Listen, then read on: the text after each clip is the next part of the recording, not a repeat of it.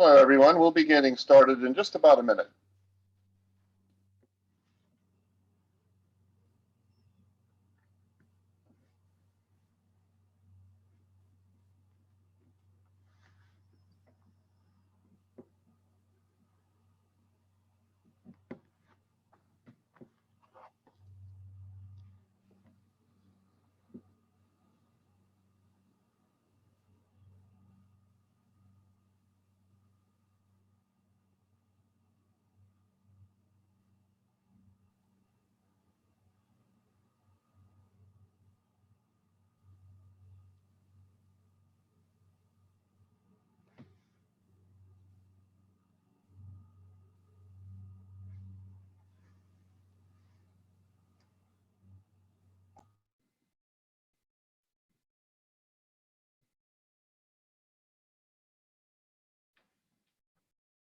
Well, good afternoon, everyone, and we want to welcome you today to our webinar on digital accessibility laws and how they are applicable. Just a little housekeeping before we get started. So please use the chat box in Zoom for any questions you are having on getting connected. If you're having an audio issue or a similar webinar-related question, Priya is monitoring the chat box during the webinar. Please use the Q&A section for any questions you have you'd like us to answer on the content of the webinar, as we will be taking questions at the end of the presentation. My name is David Herr. I'm the Vice President of Marketing and Strategic Alliances here at Common Look. I'll be the moderator for today's webinar. I'd like to introduce our speakers for today's presentation. Kim Testa, the Executive Vice President at the Bureau of Internet Accessibility, and our special guest, Jim Rockney, partner at the law firm Reed Smith, where he has been advising clients on accessibility issues related to Title III of the ADA. So with introductions out of the way, let's get started with our presentation.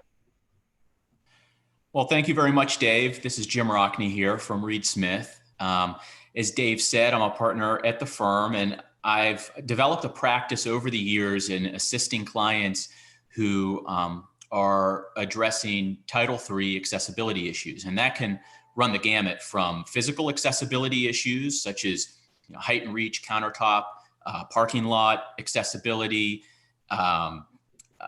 automated teller machine accessibility, so physical accessibility issues as well as digital. And in the past several years, we've seen a huge increase in the number of digital accessibility claims that are being brought, whether it be private demand letter claims or actual filed lawsuits that are being brought throughout the country. And so what I've done over the past several years is assist clients, and at this point, I've handled more than 100 digital accessibility matters over the past couple of years, assist clients navigate those waters. And as you'll see from the presentation today, it's not 100% clear. There is a lot of unknown still, even after several years of these cases being litigated and these claims being brought. And so with that, I'd like to start the presentation by talking about the background, talking about the history.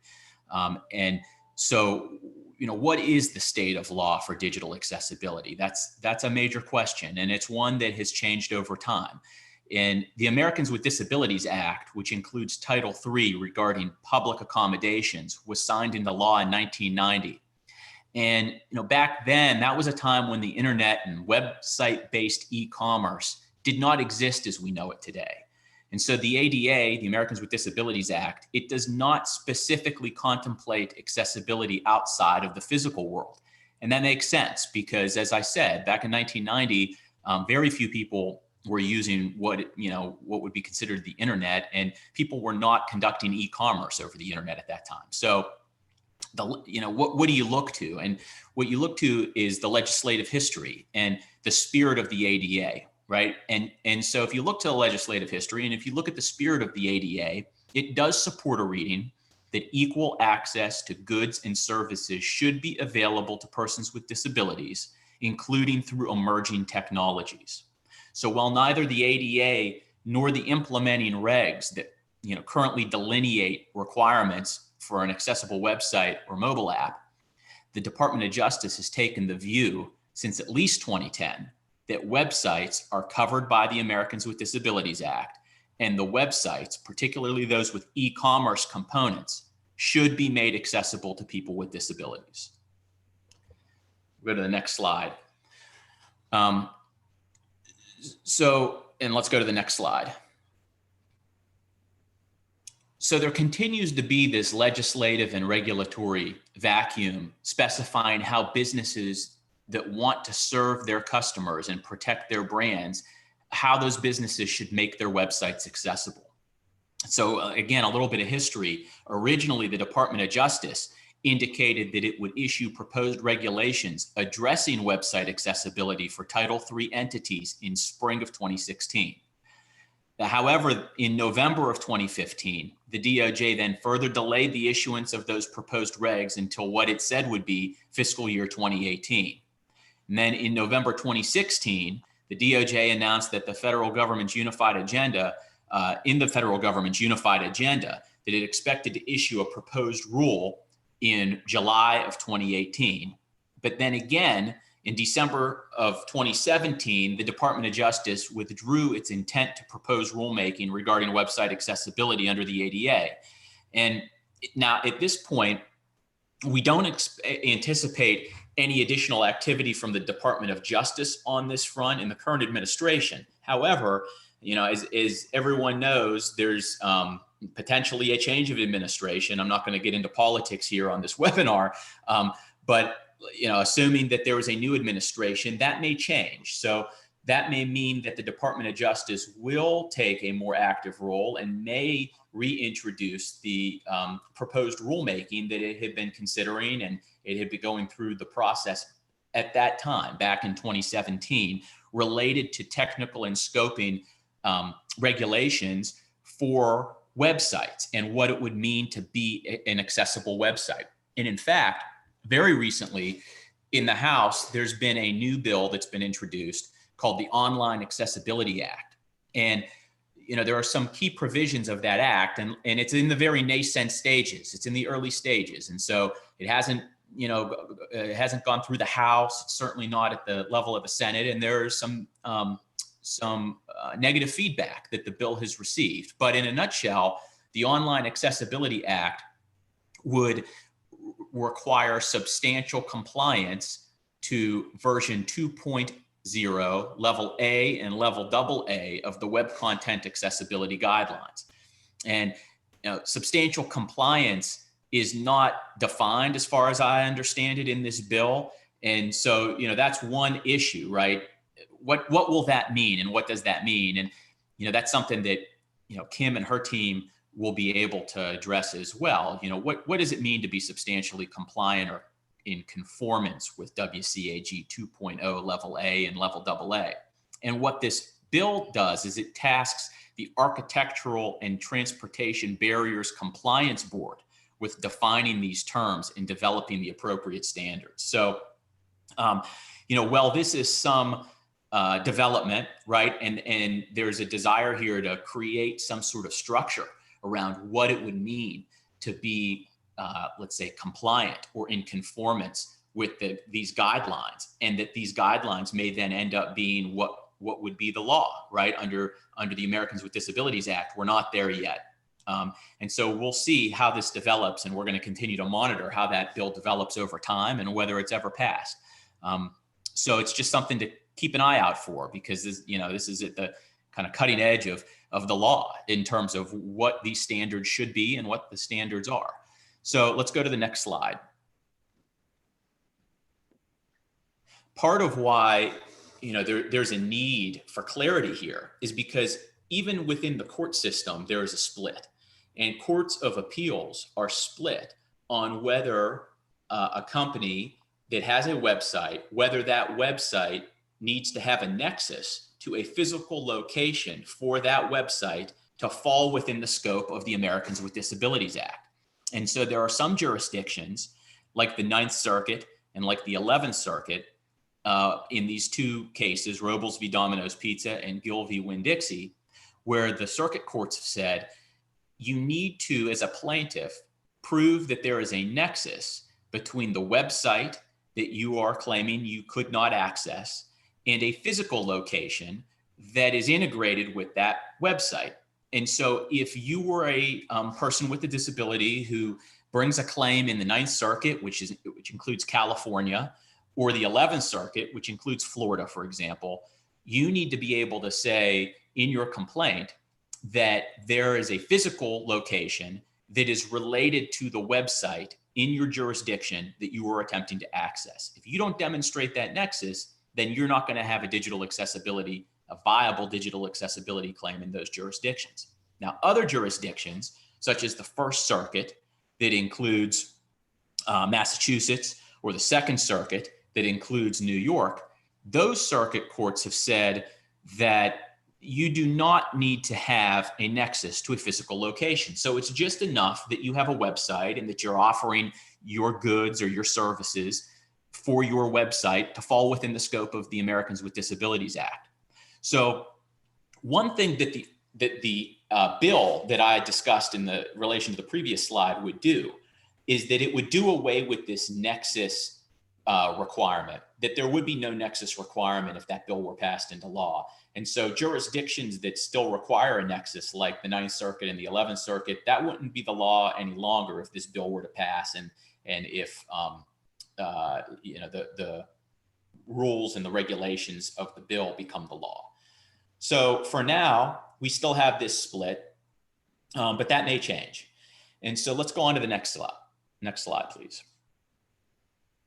Now, this was an issue. Usually when you have a circuit split, what happens is one of the losing party, typically at the circuit court level, will then file a petition for certiorari. And that's a petition that is basically asking the Supreme Court to resolve the circuit split. And so on October 7th, 2019, the US Supreme Court declined to review the Ninth Circuit's holding in Robles v. Domino's Pizza. And so, by refusing to hear that case, the Supreme Court leaves intact the following holdings of the Ninth Circuit. And in the Ninth Circuit, they said that Title III of the ADA covers websites and mobile applications with a nexus to a physical place of public accommodation. And two, it imposes liability on businesses for having an inaccessible website. And it does not violate due process rights of those businesses by imposing liability, even in the absence of website accessibility regulations. And so one of the issues that the lower court dealt with in the Robles case was, is it right? I mean, does it violate due process rights for courts to hold businesses responsible for making their websites accessible if there are no technical and scoping guidelines, like what we see under, in the ADA? If you're dealing with a height and reach for a countertop, you have very specific technical and scoping regulations so that everybody knows what they need to do. If it's, lower than a certain number of inches, then you know that your countertop is too low. We don't have that same level of clarity with websites or with mobile applications under the law. And so one of the arguments in the lower court was, well, that violates due process. Businesses should be entitled to knowing what the law is, and there should be some specificity. And in the Robles case, the Ninth Circuit said that is not a violation of due process, that the standard here is that a barrier to access needs to be removed if it's readily achievable to do so. And it's a general standard, a general accessibility standard. And, the court held that was not a violation of due process, and the Supreme Court refused to address this question. And so for now, that is generally the law, that it is not a violation of due process. And courts that have reviewed this issue recently have said that it is not a violation of due process. So, where does that leave businesses? It leaves businesses with trying to navigate what is a general standard of barrier removal when it is readily achievable to do so. So that you need to make your digital assets, whether that be a website, a mobile application, a mobile version of a website, accessible to people with disabilities. And so, that's a general overview of what courts have done. And as you can see, And as you can hear, there's even a dispute among the courts about how certain aspects of the law should be applied. So let's go on to the next slide, please. Okay, so in addition to the Americans with Disabilities Act, there are states that have statutes that similarly provide for accessibility claims. And so there are jurisdictions, therefore, that we see an increased number of lawsuits being brought, of demand letters being sent in relation to jurisdictions that have these state accessibility laws that provide for statutory damages. And so when you're looking at a claim under just the Title III of the Americans with Disabilities Act, that's a federal law. And under that federal law, a plaintiff is able to seek injunctive relief, meaning that plaintiff can ask the court to force a defendant to either do or not do something. And in this case, it would be requiring the defendant to provide an accessible user experience on a website, mobile application, mobile version of a website. And a plaintiff is also entitled to, if the plaintiff is successful in obtaining that injunction, the plaintiff can recover his or her attorney's fees and costs for bringing the suit. And that's it. There's no right under Title III to monetary damages, so to speak, or punitive damages or actual damages. It's injunctive relief, and it's the recovery of the cost to bring suit and the fees for bringing the suit. But that's not the same for state accessibility laws. And so in a jurisdiction like California, where California has something called the Unruh Civil Rights Act, in addition to the injunctive relief and the recovery of fees that I've already discussed, that statute also provides for statutory damages in the amount of $4,000 per violation. And so there's a financial incentive for plaintiffs to bring cases and bring claims in California versus in other jurisdictions that don't provide for these statutory damages on a per violation or per claim basis. And California just so happens to also be the one where there's the largest number at play, $4,000. And so we see a very large number of these cases being brought in California. Now, one thing to also keep in mind is that in California, although in federal court, the Ninth Circuit has said that there is a nexus requirement between a physical location and a website for that website to be treated as a place of public accommodation. State courts in California that have recently been addressing this issue under the Unruh Civil Rights Act, they have come to an opposite conclusion. There are some state court judges that have said that under the Unruh Act, you do not need as a plaintiff to demonstrate or allege a nexus to a physical location. So even in California, between federal courts and state courts, there's a difference in the way that those judges are interpreting accessibility laws. And one question that always comes up is, if it's $4,000 per violation, couldn't a plaintiff literally go to every single page on a website and bring a claim and say that they visited 100 different pages and they multiply 100 times 4,000 and you get to a very large number. But in the context of accessibility laws and claims under Unruh, courts have generally limited stacking. And so usually what courts will say is that once you've experienced 2 barriers, 3 barriers, you've been deterred at that point. And so at that point, you have your claim, but to continue to stack damages beyond 2 or 3 times is an abuse of the statute. And so that issue, it's unsettled how many times a particular plaintiff can stack in a website claim, but there is some good law, some analogous law and decisional law saying that you can only stack maybe 2 or 3 times in other circumstances. And so I also mentioned New York because New York has state accessibility laws as well. And we see a lot of cases filed in New York. And the damages are lower there. It ranges from $100 to $500 per alleged violation. But what we see in New York is a large number of these cases being filed as class actions. And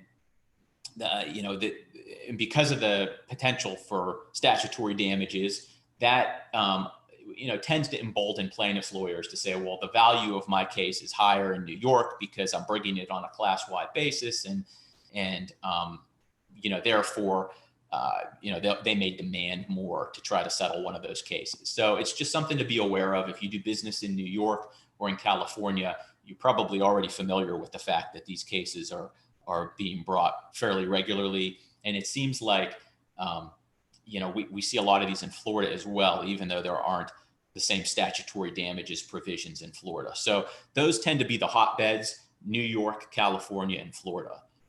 So let's go on to the next slide.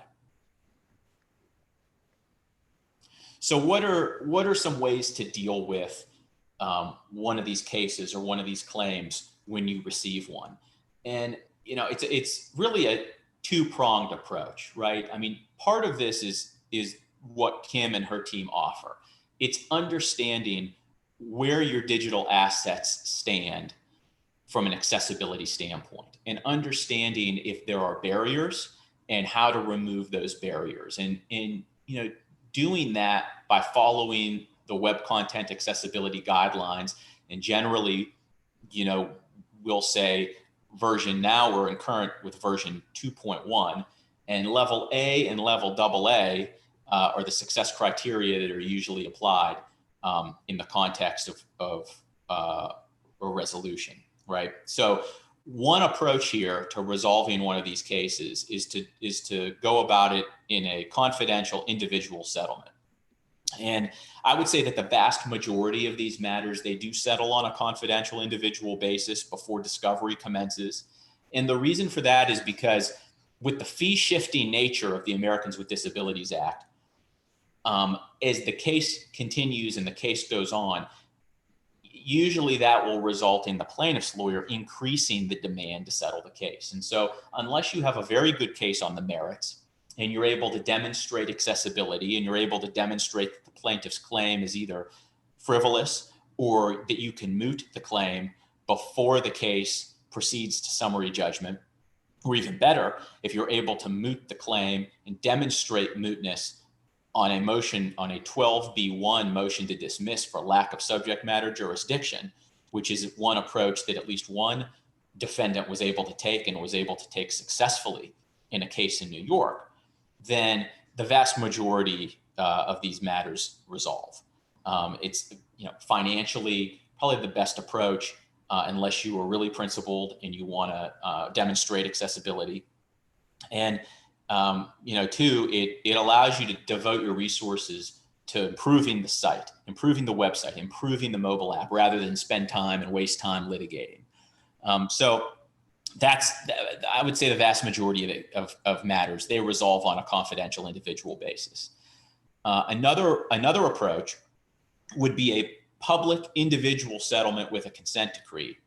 I'm aware of several defendants that have agreed to enter into public settlements on an individual basis with a consent decree in federal court. And, that's one approach that you could take, but, the issue there is that that's public, and it's a public case. It's a federal consent decree. It could be enforced by, anybody who feels as though who's a third, let's say it's a consent decree that's for the benefit of the vision impaired community at large. If you do not abide by the terms of the consent decree, then there could be a motion to hold the defendant in contempt. And so you really need to be sure that if you agree to a consent decree and you agree to have a public settlement, that your team is able to make the improvements to the website or the mobile app, and that you're able to maintain those improvements and maintain accessibility going forward.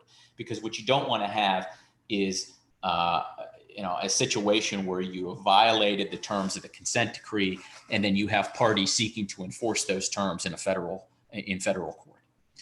And then a third way to resolve one of these matters is to do a public class settlement with a consent decree. And here, because you'd be settling on a class-wide basis, the cost would be higher, and so there's a cost barrier to going down this approach. And I'm not talking just about the cost to do the notice, because you'd have to give notice.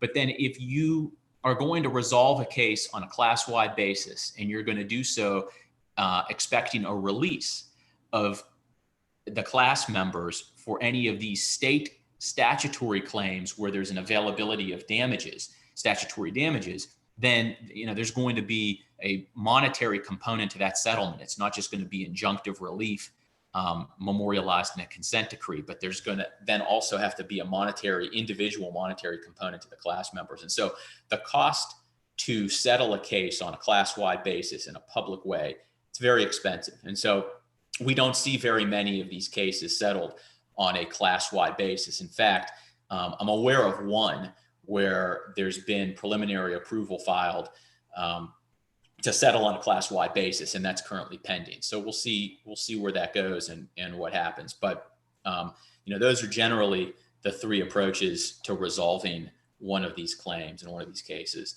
And then let's go on to the next slide. So then what do we do, right? If you want to take the litigation approach, and let's say you don't want to resolve, what happens? Well, you could file a motion to dismiss, but history has shown us that these are rarely successful. There are a number of courts that have denied motions to dismiss where the defendants are, bringing forth arguments that have already been resolved. In some jurisdictions where they're claiming that there should be a nexus where there's no nexus requirement, which is at this point, a loser in jurisdictions like, New York or Massachusetts. And then, we'll see other arguments similar to what I said about due process, but courts have now uniformly said that those arguments will not prevail at the motion to dismiss stage. Now, what we have seen is we've seen some limited motions to dismiss that can be successful. One that I referenced earlier was this idea that you could say that the case has been made, that it is moot. And the reason for that is because at the time that the plaintiff visited the site, the website substantially conformed to WCAG 2.0 or 2.1, level A and double A. And if you have an ability to certify that at the motion to dismiss stage with an affidavit, and the plaintiff does not then counter that evidence at the motion to dismiss stage, it's possible to win on a mootness argument. It's also possible to win if there's a lack of personal jurisdiction over the defendant. And one example of that would be where a business has no presence in the jurisdiction where they've been sued, and they have no business operations there, and they don't do business in that jurisdiction. So let's just use New York as an example. If you don't do any business in New York, you don't have a presence in New York, and you don't deliver goods to New York, then you may be able to argue that there's no personal jurisdiction over that particular corporate entity, and the case should be dismissed. Another instance would be lack of standing. So if the plaintiff fails to adequately allege an intent to return to a physical location to which the website provides a nexus in a jurisdiction like Florida or in California, then there's the possibility of making a lack of standing argument that could prevail at the motion to dismiss stage. So even though it's rare, there are examples of winning arguments at the motion to dismiss stage. It's just something to keep in mind if there's a suit that's been filed and that you have to deal with it. And so let's go on to the next slide. Okay, so what are some trends, right? The trends that I'm seeing right now are an increase in demand letters and lawsuits that are targeting mobile applications. And I think there's one main reason for that. Well, let's say there's two main reasons. One is because there have been so many website accessibility cases filed that most major companies, this is on their radar already with their website. And there's also a number of automated accessibility tools that, even if you are, not technologically savvy, let's say, you could still use these online tools to run automated checks against your site. And so if you do that, you could at least figure out some of the issues and you can deal with those. And usually that's the low-hanging fruit, that plaintiffs' lawyers, they're running automated tests, they're checking using those automated tools. And so if you're generally addressing those issues, you're putting yourself, at least initially, in a position to avoid or try to avoid one of these lawsuits. But with mobile apps, it's not as straightforward because you're not going to be able to use an automated testing tool on a mobile app And Kim can correct me if I'm wrong on that, but I still think I'm right on that. And so then what has happened is we've seen plaintiffs' lawyers who are doing a little bit more diligence. They're engaging an expert earlier and performing testing on the mobile apps. And so that's been the latest wave of litigation that I've seen, mobile application accessibility claims.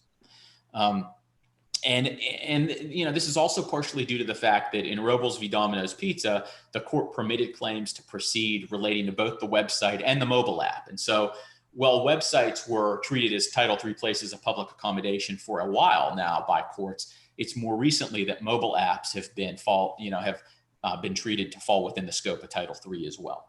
And so that has also served to encourage plaintiffs' firms to target mobile app accessibility as well.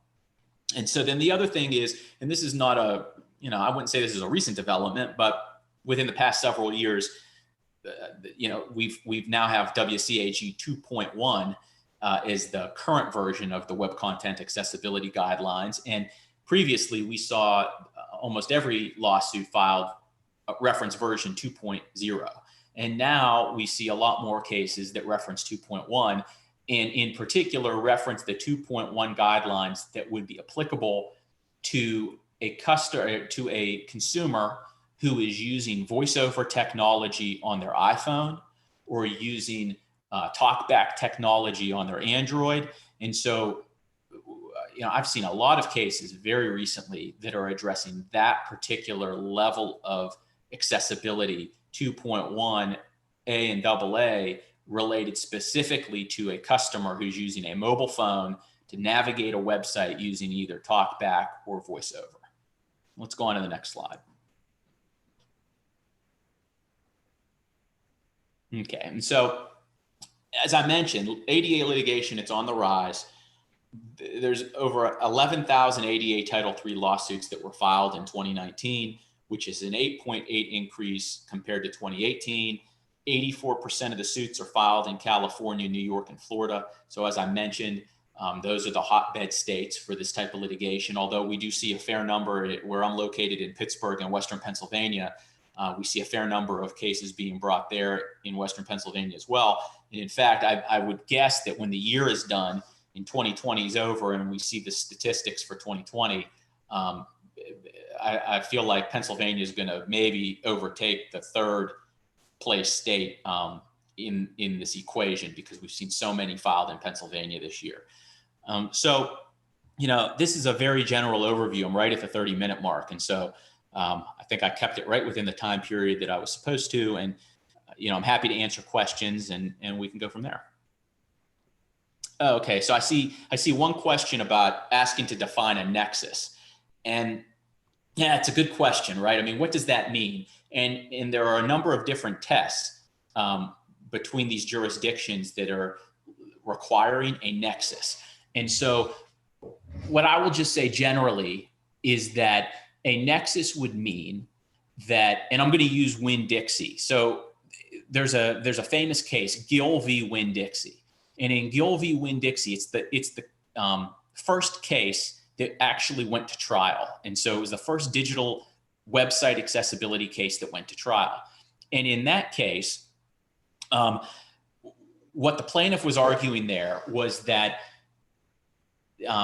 Gill wanted to use the website, the Winn-Dixie website, in order to place an order for his prescription medication, and did not want to have to do that in person at the grocery store. And I guess my understanding, and I'm doing this from memory, but was that Mr. Gill was unable to use the website, was unable to access the website to place the prescription order so that Mr. Gill could then pick it up in person, but would not have to interface with the pharmacist in terms of the medication itself and what the prescription was. It would just be a matter of, okay, placing my order, going, saying my name, I'll pick up my medication, and that's it.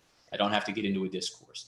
And there, the court found that there was a sufficient nexus. And that's because it was the website's functionality. It was integrated with a function at the brick and mortar store.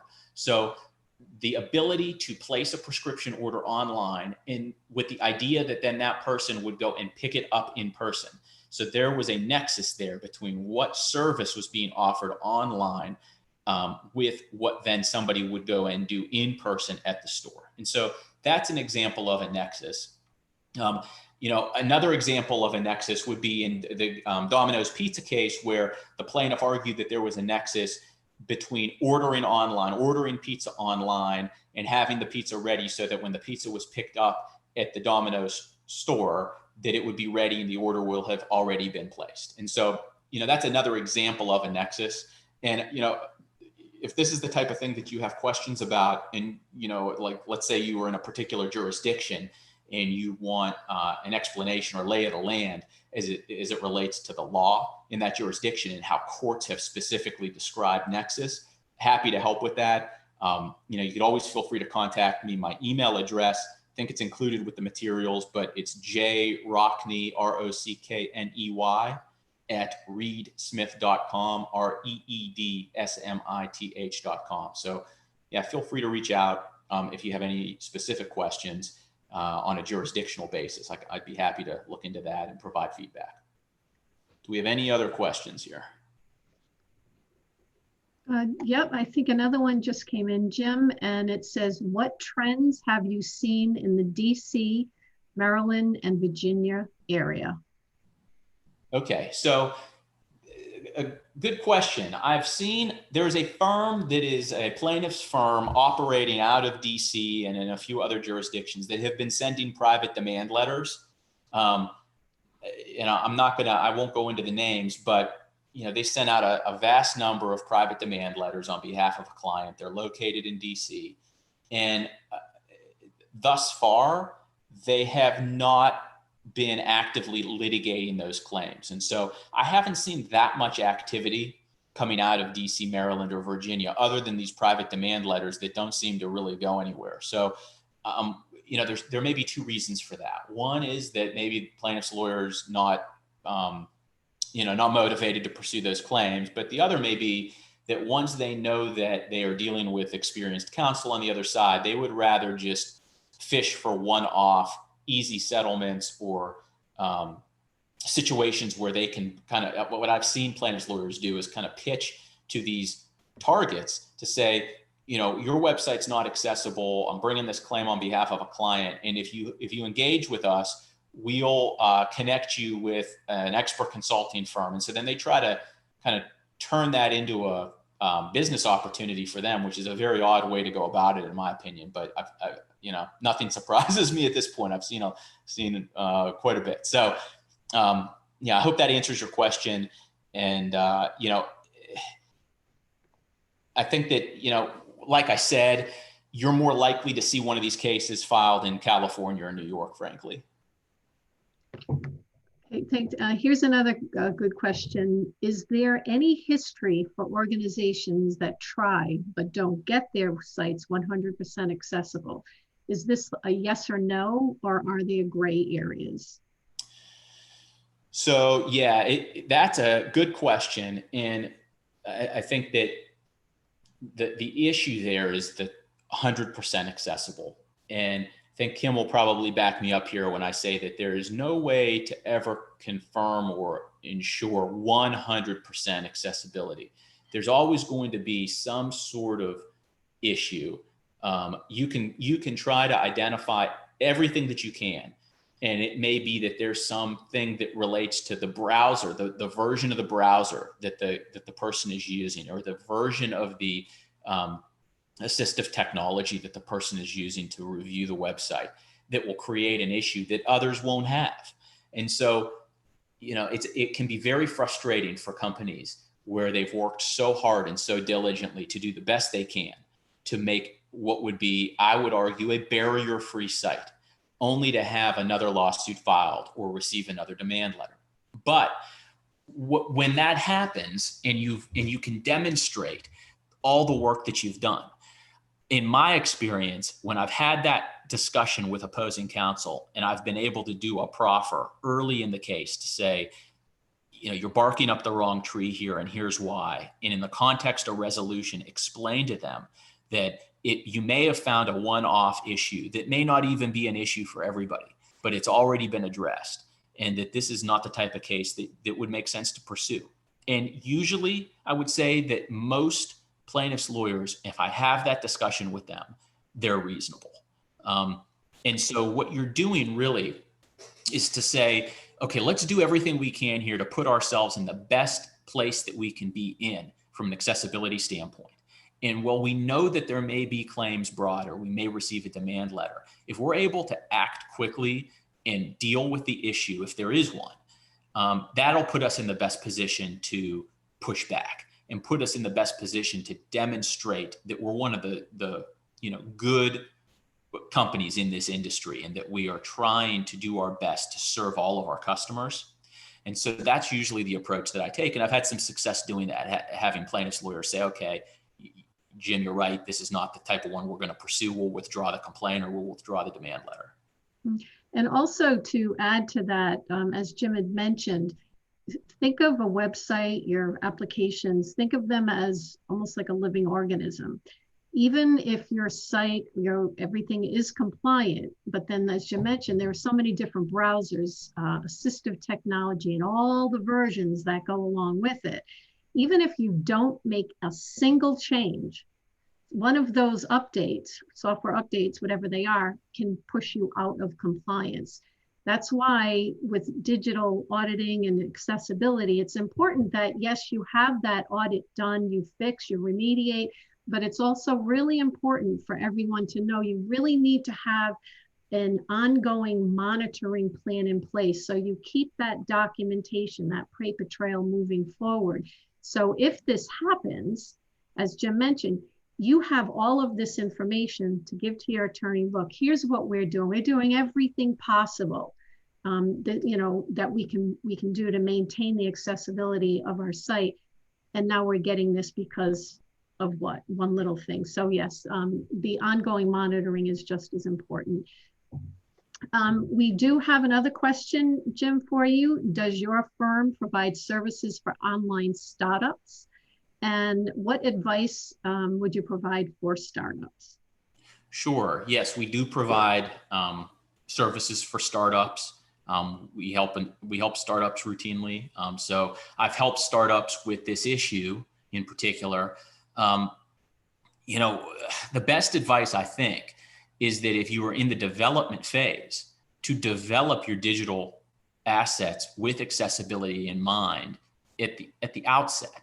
Because what you don't want to do as a startup is you don't want to waste money and you don't want to waste resources. That's valuable, probably seed money that you have. And so by addressing accessibility at the outset, you're putting yourself in the best position to provide accessible technology going forward, and you're not unduly wasting resources when you get sued or you receive a complaint or demand letter, and then you have to go back and recode.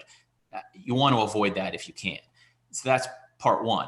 And then part two of it, in my mind, is you need to make sure that every time you are adding new content to the site, or you are developing revisions to whatever it is, whether it be a mobile app or a website, that you are doing that with accessibility in mind.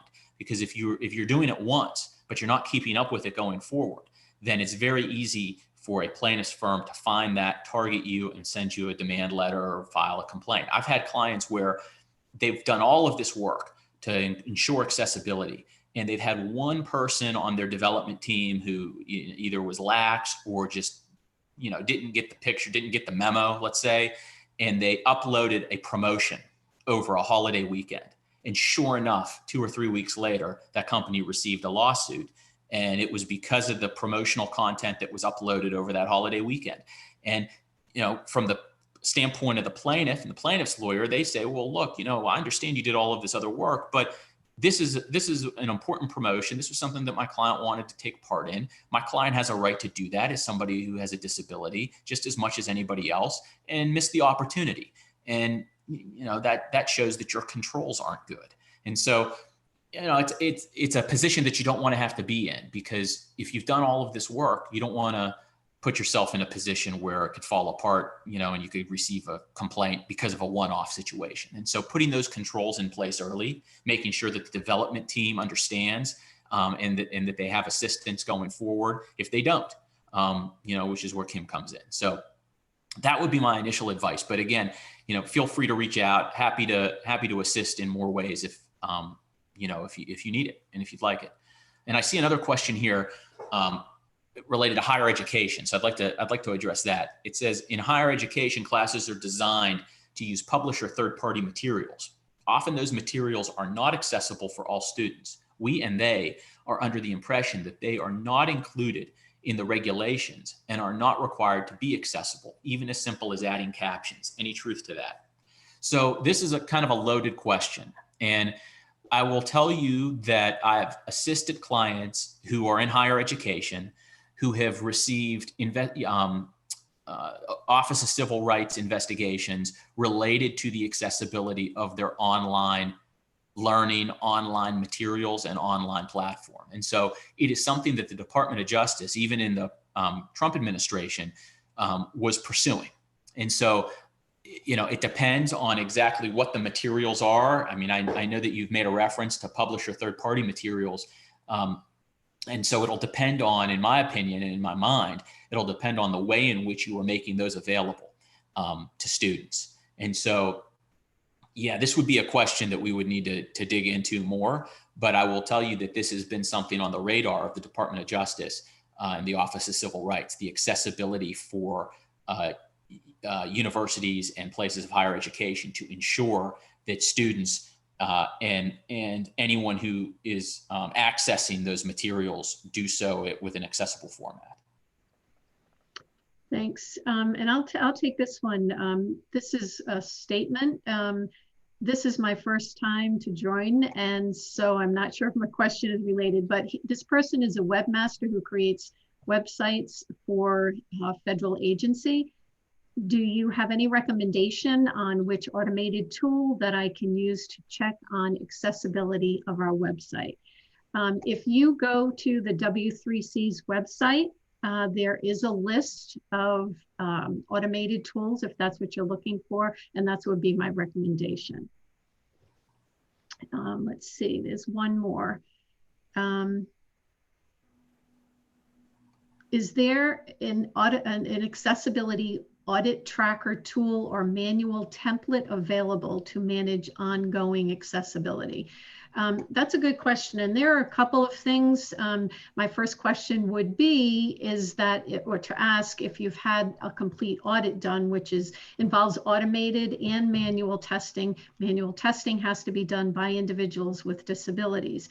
If you've had that done and you're looking into the maintenance mode, there's a combination of things that you have to take into consideration, which is manual spot checking within websites, automated scanning, and quarterly reviews. That's what we recommend. I'd be happy to answer any questions and get into a little bit more depth for that. And you can just shoot me an email.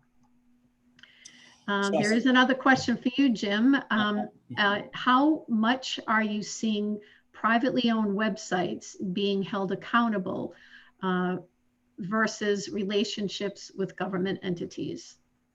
Right. So good question. I haven't seen much in the way of being held accountable, let's say from a legal standpoint. But what I have seen is I've seen companies that are offering a product or service to the government or to a governmental entity being required to fill out a VPAT and certifying that what they are providing meets accessibility guidelines, right? 508. And so it really more relates to those companies being able to do business with the government and being selected as a vendor for the government to demonstrate that what they are offering is accessible. It's been something that I've had numerous clients ask about and that I've assisted with because they have some sort of product or service that they also offer to governmental entities, and they want to make sure that they're in the best position to be selected, number one, for the contract, and then number two, to be able to confirm that they are providing their services within the scope of, those guidelines and what is being required under 508. So that's usually the way it comes up. I haven't had to deal with many situations where there's some sort of enforcement related to that component. I mean, Kim, you may be able to speak to that too in the VPAT context. Yeah, there's always, with that situation, you're correct, where VPATs are absolutely recommended and needed. I think that may be the last question. Dave, are there any other questions?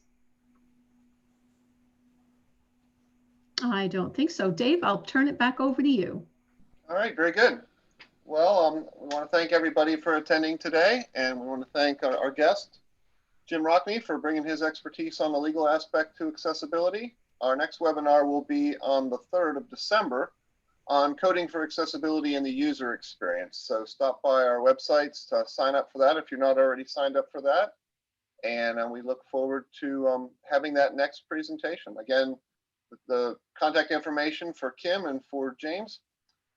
And we will be recording this. It has been recorded. It will be captioned, and then it will be up on our website. So we'll let everybody know once that's available for download. If you got into this late and missed any of the content, or you want to share it with your peers, we'll have the contacts for that. So with that, hope everybody has a great day. Stay safe, and we will talk soon. Take care. Thank you.